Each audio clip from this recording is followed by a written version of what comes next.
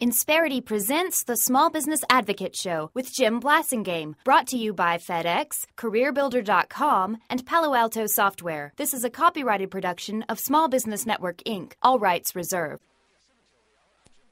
I'm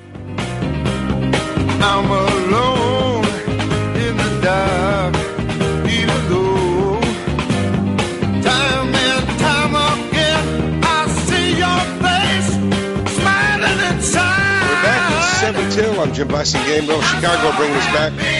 Thank you for being part of our day. We got our good friend John Fox with us. John's book is called If Americans Really Understood the Income Tax. John, tell us how we can find your books and you, please, online. John, what's your website, please? Oh, I'm sorry. I didn't quite hear that. If they go to the number 10, 10taxquestions.com, that's the best way to find me, because there they can find for free what I wrote for the 2008 election, 10 tax questions the candidates don't want you to ask, and everything else I've written. All right, so check it out, folks. He's written some great stuff there. Even the stuff that I slightly take issue with is still great. Hey, John, thanks again for hanging out. We're talking about education, some of the issues with education. How do we fix these things? You know, you and I agree on tenure. You and I may not quite agree on the union situation. I'm not sure about that. You want the federal government to contribute more money to education, but not necessarily more influence. I don't know how that's going to happen. But there's another issue that we have that's part of the education problem, and that is expectations of students. When my I know this makes me sound like an old fogey, but my parents expected the teachers to keep me in line and make me behave myself so I could learn. Is that what's going on today? I'm not sure it is. Well, I have a number of foreign students that I teach at Mount Holyoke College. And one of the things that they'll say in class is, how come you don't have the respect for teachers in this country that we have in our country? Interesting. I think it is striking, and I think there are lots of reasons for it. And one of the unfortunate truths is, and I say this to my Mount Holyoke students, all of whom are women. It's the first women's college in the country. It's a marvelous college. But the fact is that the women's liberation movement, which is an absolutely valid movement, has taken many of the best and bright women away from teaching in our elementary and secondary schools, because they're going to medical school and law school, and they're going into all sorts of other professions. Now, that's an interesting argument I've never heard anybody else make. You know, because it's really harder to attract the best and the brightest. But I had a person on the show earlier this week who said more women need to be in those fields. Well, more men and women need to be, and we have to make it more attractive. And I think the training for elementary and secondary school education shouldn't be, it's a kind of certification process. It's dumbing down education. What we need is people who really are trained in science and math in their fields, who really know technology.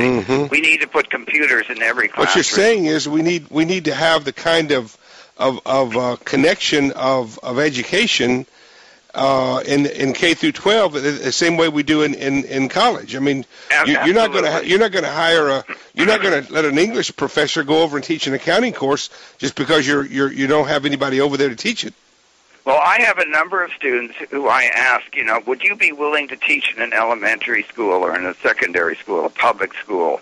And in fact, some of them will, and some of them still have that idealism. But let me just suggest to you an agenda that would take more money, and money, I think, has to come from the federal government without strings attached. And this is, we need more preschool programs, particularly for low and struggling areres where the kids need to have developmental teaching early on. We need after school programs. The more kids that you see hanging around on the street corners, the more likely you're going to. John, one of the things I need to interrupt you because I've only got about a minute left. One of the things that I wanted to point out though is that we need this education situation fixed because small business owners need qualified employees, and I'm concerned about that. I'm concerned about the employees that are coming available to small businesses. What do you think? There's no question about it, Jim. No, I view it as both a matter of principle, that is, that we're failing to provide the opportunity that we promise everybody to succeed in America, but equally important, we are not providing businesses in the future or even today with the quality of well-educated, smart, able, flexible people who learn on the job, who are imaginative and the rest. Quickly, John, what do you think about private schools and homeschooling? Well, they have a role, but they can't take over for public schools. They're just too big of a population. So I think everything should challenge the existing system. I'm all for competition, but we need to take the dilemma of the public schools much more seriously. It's the most challenging. It ought to be a big part of the presidential campaign, shouldn't it? Absolutely. Yeah. Hey, John, thanks for being here. Good job today. My pleasure. We'll see you next time. Thanks for bringing these ideas to us. 10taxquestions.com is his website. John Fox, ladies and gentlemen, one of the smartest guys I know. He'll be back another day. I will be too after these messages. Stay with me. I'm Jim Blasingame.